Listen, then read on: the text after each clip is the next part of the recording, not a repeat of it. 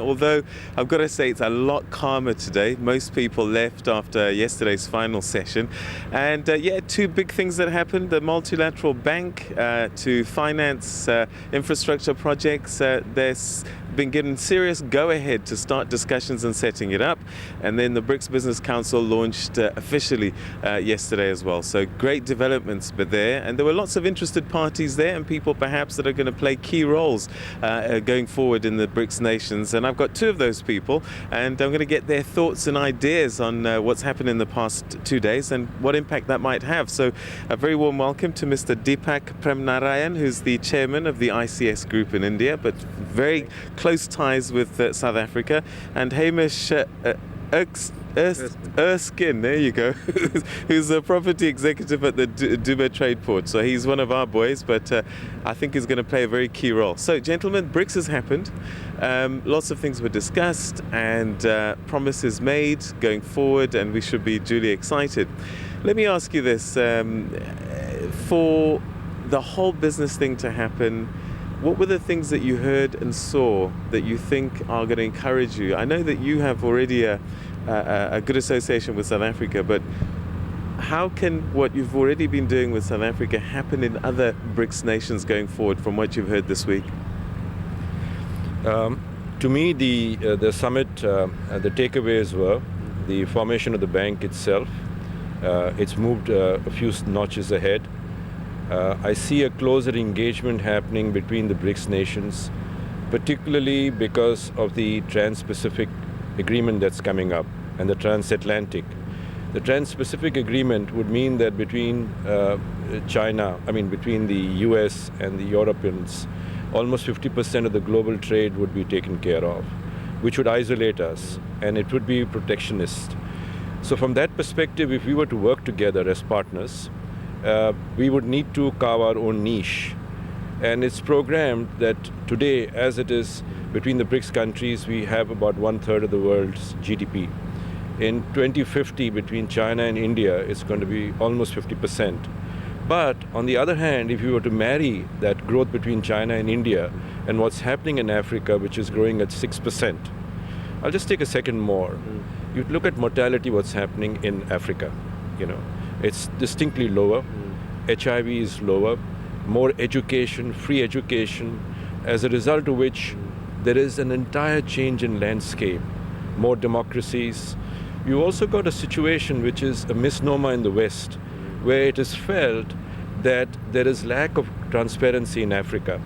I believe in some of the countries today, there is more transparency than in Asia, Russia, or Latin America for that matter. The other great thing that happened was to look at forming an entrepreneurial emerging fund. Right. Now, I see young entrepreneurs, and I see that not only in South Africa, but I see that in other parts of Africa. Now, for that to take off, you need incubator cells.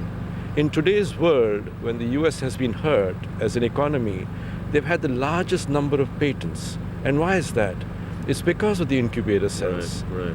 And what India and China are doing, and China more so, is to form these cells, which is basically you go to university, for instance, and you have the professors and the students who work together. They have an idea, they patent it, but the student then gets the opportunity of drawing up a business plan, having mentorship, drawing up a sales plan, and it fails, let's say.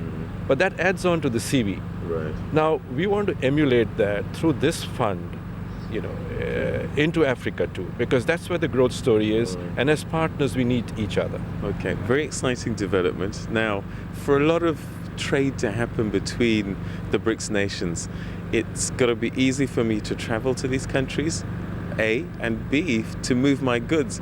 Dubai Trade Port, what are you doing? What sort of initiatives have come through to try and facilitate that? Thanks, Peter. Dubai Trade Port, as you know, was established as an air logistics platform, very much to complement, Durban as the main gateway port into both South Africa, but also the SADC region. The missing leg really was the international air connectivity, so that's what Dubai Trade Port is as a provincial government state entity. What we have now done this week is the signing of an MOU with the Action Group they're a highly diversified industrial group from India. And what attracted them to us, we were introduced to them via the DCR, was the fact that we had the industrial sites there ready, close to a logistics hub, close to the airport. So we're very much looking to drive the connectivity into these BRICS countries, and this gives us a great opportunity to do that.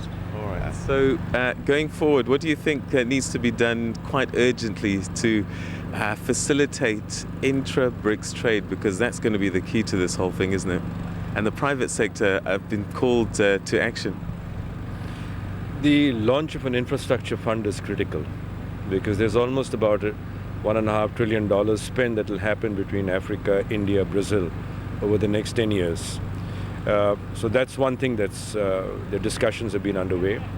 Already change in exchange of skill sets between, for instance, let's take engineers from South Africa are getting to India now and by being trained by large construction companies in specific skill sets that are required in, let's say, in Africa and South Africa too. We've got on the healthcare side, there was a MOU that was signed yesterday between one of India's leading healthcare companies to again bring skill sets here, that is training of nurses, technicians, all related to healthcare. So skill set development, support of entrepreneurs, the launch of the infrastructure fund, and of course having the BRICS bank itself is important. All right, so one deal signed with Action Group in India. What next in terms of Russia, Brazil, China? Well, I think our experience with the Action Group has been very positive, and I think our intention is to now expand our connectivity, both our air connectivity, and to go and seek out these relationships further. Our first experience has been good, and we'll continue to go out and try and do similar agreements with other BRICS countries.